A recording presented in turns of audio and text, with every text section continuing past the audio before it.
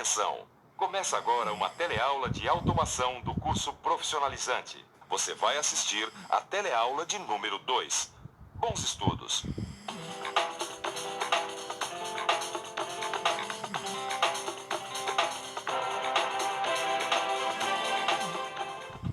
Oi, tudo bem? Ai, eu tô meio aflita. A máquina de lavar parou bem no início da lavagem. O fato é que a gente se acostuma bem quando pode ter uma máquina dessas. E quando ocorre uma falha? E aí? Negativo, o painel da máquina não tá mostrando qual é o diagnóstico. Ai, agora? Tá brincando? A gente vai ter que chamar a assistência técnica.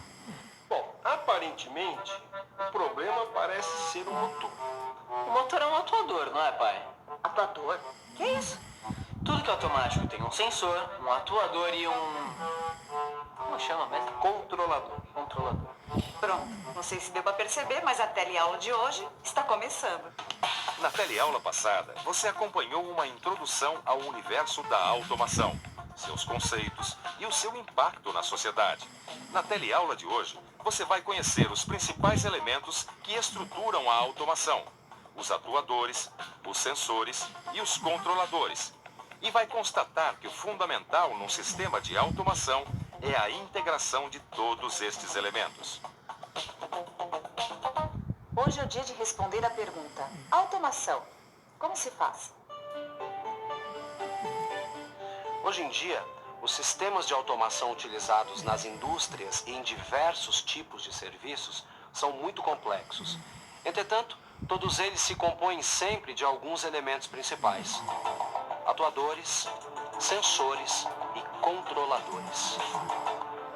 E como o funcionamento adequado de sistemas automáticos depende de que se domine e se compreenda bem esses elementos, vamos analisar um pouco cada um deles. Atuadores. Todo sistema automático, para funcionar, necessita de força, de movimento ou dos dois. Os atuadores fazem exatamente isso, fazem o sistema trabalhar. No caso de um elevador como este aqui, o atuador é elétrico, mas existem diversos tipos de atuadores. Eles podem ser desde motores elétricos até cilindros hidráulicos ou pneumáticos.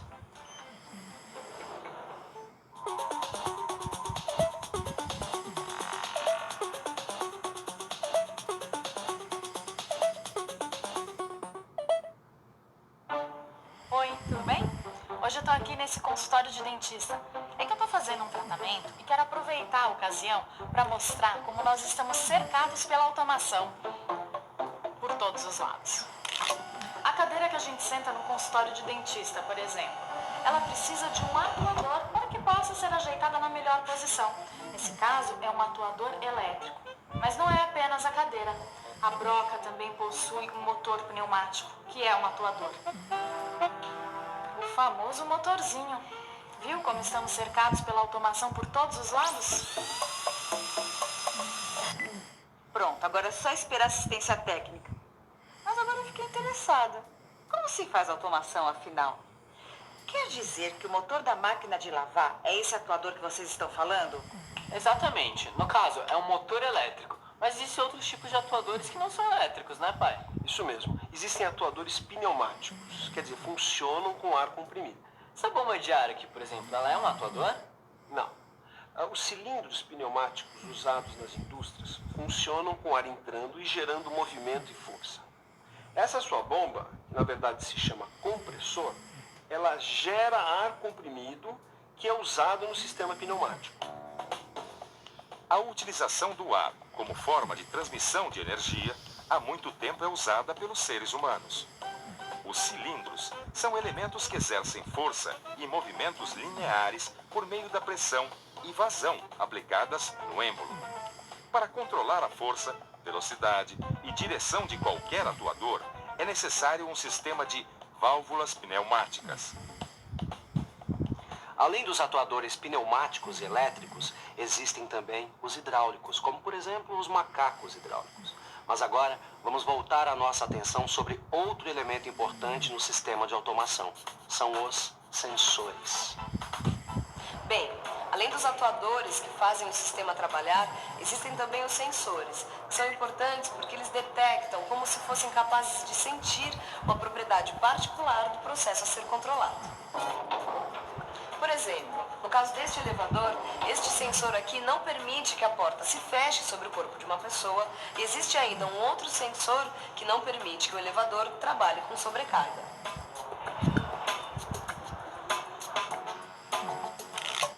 Os sensores são fundamentais em qualquer sistema de automação. Eles detectam as grandezas físicas ou químicas que são transmitidas ao controlador. Esta sala, por exemplo, está equipada com um sensor de presença para controle da iluminação.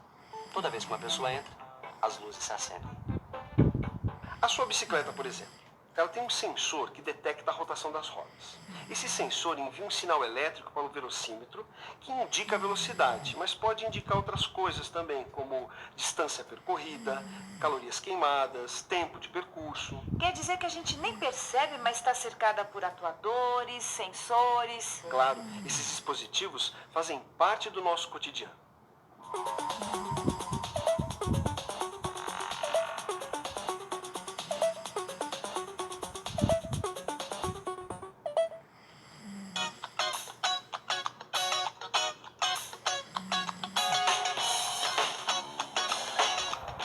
Oi, de novo. Existem mesmo muitos exemplos do uso de sensores no nosso dia a dia que muitas vezes nós nem percebemos. A porta do metrô, o ar-condicionado, sistemas de vigilância, tudo isso utiliza sensores. E eu tô aqui, nessa farmácia, pesquisando e mostrando para você como nós estamos cercados pela automação, por todos os lados.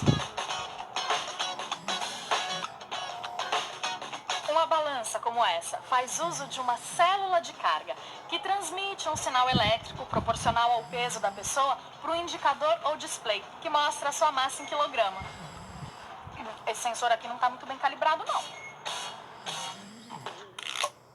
O sensor, desta forma, detecta o valor de uma grandeza, seja física ou química, e transmite o sinal para o elemento que controla o sistema de automação. E aí surge justamente este terceiro elemento, que comanda o atuador, verifica o estado do processo pelos sensores e faz o sistema funcionar, o controlador. Vamos falar sobre ele. Controladores. Se eu entendi, é o controlador que dá as ordens. Esse é um modo de falar, mas pode-se dizer que o controlador tem a função do cérebro nesse esquema. Na máquina de lavar roupa, por exemplo, ele controla os ciclos da lavagem. Olha, aqui um exemplo manual. Para fazer o furo na parede, eu tenho que usar os meus sentidos, não é? Sim. Então, eu uso os meus olhos e o meu tato como sensores. O meu cérebro processa esses sinais e comanda a ação dos meus braços. Ou seja, o cérebro é o controlador. Claro que numa indústria esse sistema que foi manual é automatizado. Certo, certo. Eu acho que eu estou começando a entender esse esquema da automação. Vamos dizer, no sentido figurado, claro, que os atuadores seriam os braços de uma pessoa, os sensores, o sentido, como a visão, o tato, e os controladores, o cérebro, que comanda tudo. Esse é um modo simples de entender o que está em jogo num sistema de automação. Claro que a comparação com o ser humano é só um exemplo. A nossa complexidade é muito maior, muito mais cheia de variáveis do que num sistema automatizado. Realmente, podemos dizer que o controlador de um processo industrial funciona mesmo como um cérebro.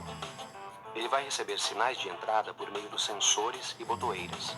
E após o processamento, o controlador emite sinais de saída para que os motores funcionem, para que os cilindros se movimentem ou mesmo para que sinalizem o estado da máquina. Tudo de acordo com a programação que define a sequência de funcionamento do processo. Em relação aos controladores, é bom ter em mente que eles podem ser de vários tipos. Pode ser um computador, pode ser um circuito lógico, ou elétrico, ou pneumático.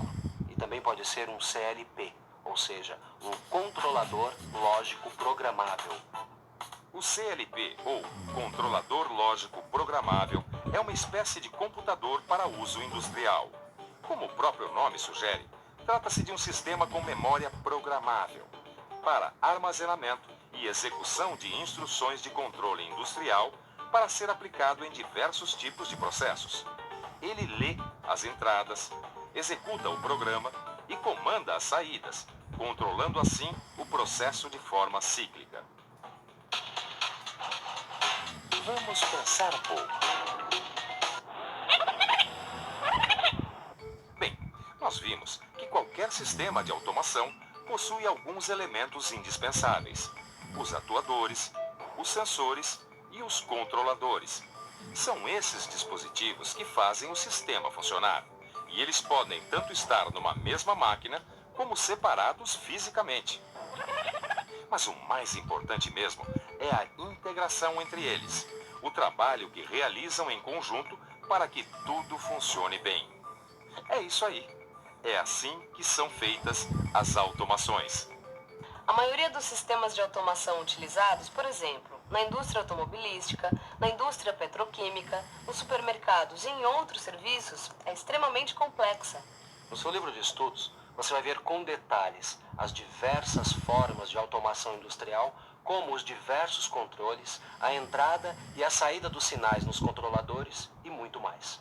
Agora, eu acho bom a gente dar uma revisada nesse assunto.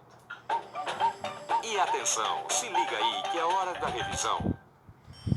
Na teleaula de hoje, você viu que os sistemas de automação possuem uma estrutura onde se encontram alguns elementos fundamentais: os atuadores, os sensores e os controladores. E constatou que o importante numa automação é justamente a perfeita integração entre todos esses elementos do sistema.